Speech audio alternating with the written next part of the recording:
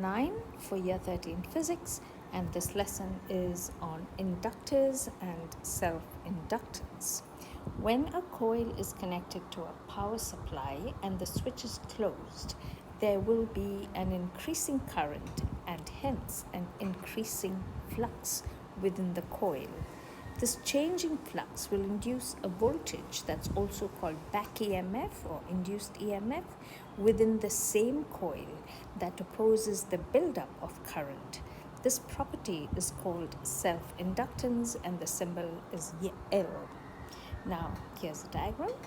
Inductors are coils of wires that produce a back voltage whenever there is a change in current and hence a change in flux in a circuit. The presence of an inductor in a DC circuit will slow down the buildup or the decrease of current. The circuit symbol for an inductor is this.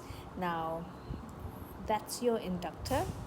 The line here represents its cotton iron core, and real inductors in reality they do have resistance, so that's shown separately like this. So that's your pure inductor and that's your resistor. So inductance. Now flux is proportional to current and the constant of proportionality is L, which is self-inductance. So your rate of change of flux, which is equal to your induced voltage, is given by this, or because flux is Li, so you have your induced voltage when there's an inductor is L delta I because it's a current that's changing over time.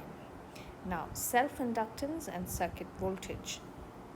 So one thing is, if you have a parallel circuit with an inductor over here and a neon lamps need 90 volts to light up. Your supply is only about 3 volts. So when the switch is closed, the neon lamp does not light up as the voltage across it is too low. However, when the switch is opened, the neon lamp will flash briefly, indicating the voltage across the lamp was 90 volts or more. Now, why does this happen? Here is your step-by-step answer, which sometimes has been an excellent answer. So, when the switch is open or the plug is pulled out so that there is an air gap, there is a rapidly collapsing current and hence a collapsing flux.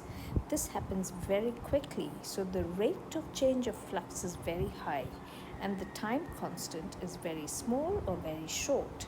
Now, since with E, the induced voltage is the rate of change of flux and your delta T is very small and your rate of change of flux, your flux is very large, the induced voltage across the neon lamp is very high, exceeding 90 volts. So that's the answer, and if you like you can bring in Kirchhoff's law as well. Because the circuit is no longer closed, Kirchhoff's laws no longer apply, and so the voltage across the inductor is no longer limited to the supply voltage and can reach very high values. The first part is your better answer. This is just a little backup where you may not get as much marks as the other one. Okay, let's go look at the energy stored in an inductor. It stores energy in its magnetic field and it's given by EP is half Li squared, and this is what all the quantities stand for.